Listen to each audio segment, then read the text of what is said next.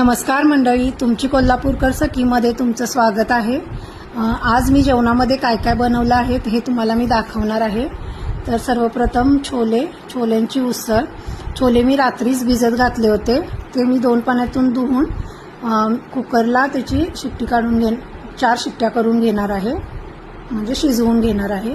त्यात मी थोडे खडे मसाले घातले, दालचिनीचा 1 तुकडा, 2 तमालपत्री, 2 हिरवी वेलची आणि 1 मसाला वेलची असं मी त्यात घालून घेतलं। थोडं मीठ घातलंय आणि पाणी घालून मी त्याच्या 4 ते 5 शिट्ट्या करून घेणार आहे।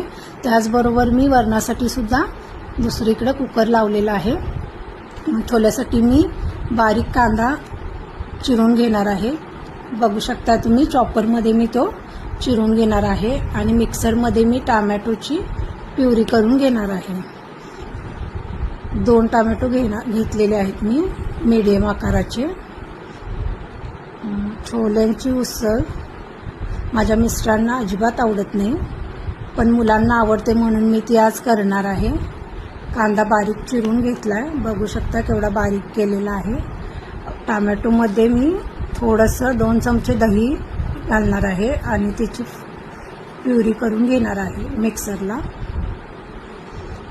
आणि ओल्या 4 मिरच्या मी घालणार आहे। कढई ठेवली आहे।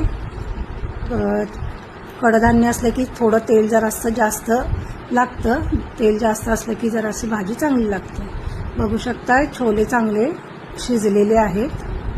त्यातले खडे मसाले मी आता बाजूला काढणार आहे, कारण ते जेवताना भाजीत आले तर ते मुलांना अजिबात आवडत नाही, म्हणून मी ते काढून घेतलेत। कारण आता त्याचं सगळं काय अर्क असेल तो छोल्यामध्ये उतरलेला आहे।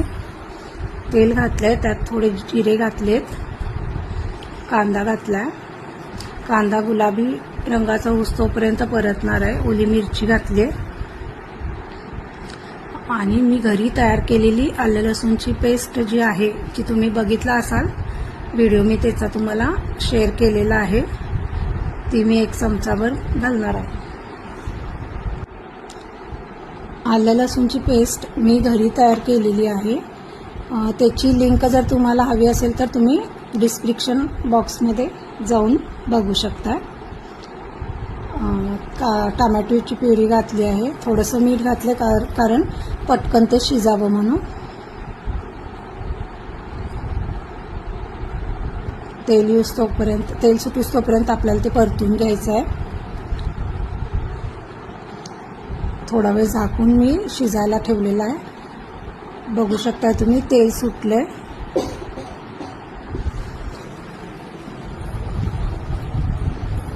आता त्यामध्ये थोडं हिंग, हळद, लाल तिखट,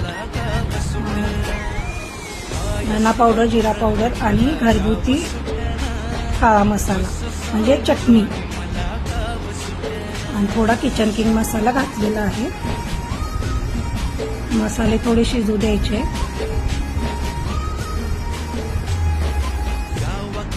मसाले शिजण्यासाठी मी थोडंसं पाणी घातलंय, ते रेकॉर्ड झालेलं नाही आहे। तेल सुटलेलं आहे मसाल्याला। आता मी त्यामध्ये छोले घालून घेतले आणि 5 मिनिटं छोले मसाल्यात शिजू द्यायचे। थोड्या वेळानं परतत राहायचं आहे। आता कसुरी मेथी घालून घेते आणि आल्याचे काप आहेत ते घातलेले वरून। बघू शकता भाजी आपली तयार झालेली आहे।